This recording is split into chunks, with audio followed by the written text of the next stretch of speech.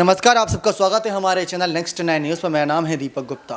मैनपुरी उपचुनाव में कुछ ऐसी स्थितियां बनी हुई हैं जिसको लेकर सवालात जनता के बीच बने हुए हैं कि आखिर उसका निष्कर्ष क्या निकल सकता है। शिवपाल यादव के लिए सबसे बड़ी चुनौती बनी हुई है क्योंकि उनके शिष्य रघुराज सिंह शाक्य बहू डिम्पल के खिलाफ नजर आ रहे हैं, तो दूसरी तरफ उनकी छोटी बहू अपर्णा यादव भी अब बीजेपी के समर्थन से बातें कर रही हैं। उन्होंने साफ कहा कि अगर बीजेपी का हाथ थामा है तो जरूर बीजेपी के लिए ही बातें करूंगी, बीजेपी के समर्थन में ही बातें करूंगी और बीजेपी की जीत ही चाहूंगी।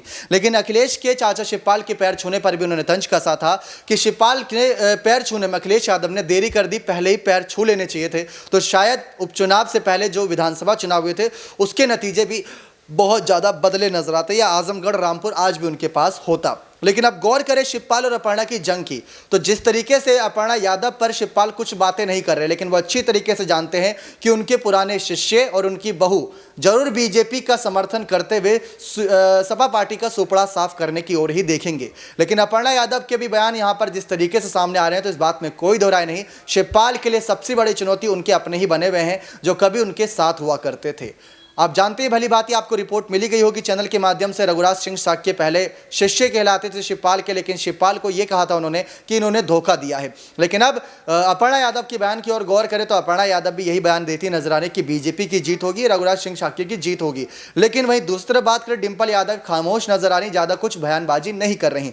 चाचा शिवपाल ने मोर्चा संभाला हुआ है, सहानुभूति मांग रहे हैं, श्रद्धांजलि के तौर पर बहुत नरमी तरीके से वो वोट मांगते नजर आ रहे हैं। उनका पूरा का पूरा समर्थन अगर देखा जाए तो कहीं ना कहीं अपर्णा यादव के खिलाफ और डिम्पल यादव के समर्थन में है।